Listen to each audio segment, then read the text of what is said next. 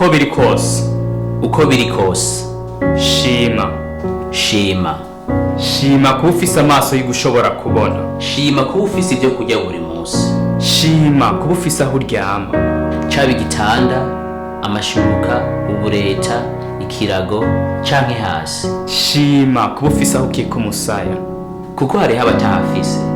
Ego birashoboka ukaba udafise amahera wipfuza canke ukaba uba mu nzu utipfuza. Canke amagara yawe akaba kugora.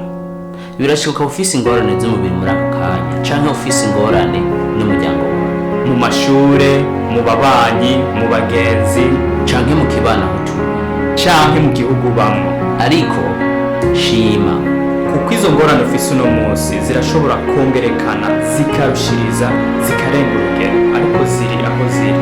Kubw'ibyo shima ureke kwama uvyuka widogera ibyo udafise. Uvyuke ushima kuvyo ufise. Ukaba wibona nk'umukene wibuke yuko hari abakenya kukurusha.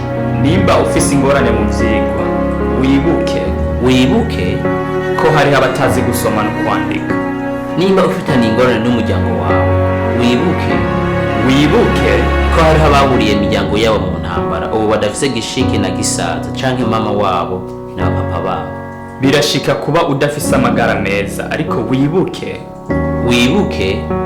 ko hariho abo abadokiteri babwiye yuko basigaje amezi 3 yonyene kuri iyi si.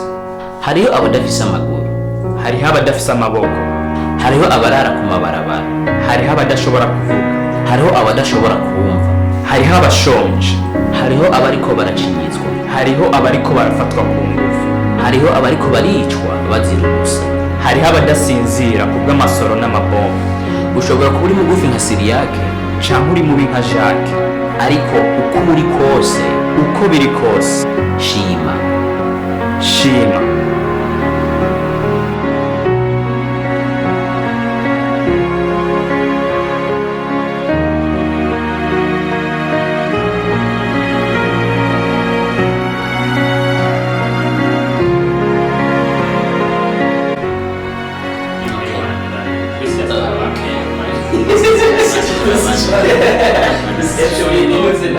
Okay. Amakuru yanyu. So, mwe wamushimira iki? Tubwire muri comment section hajya hasi utubwire ikintu ushimira.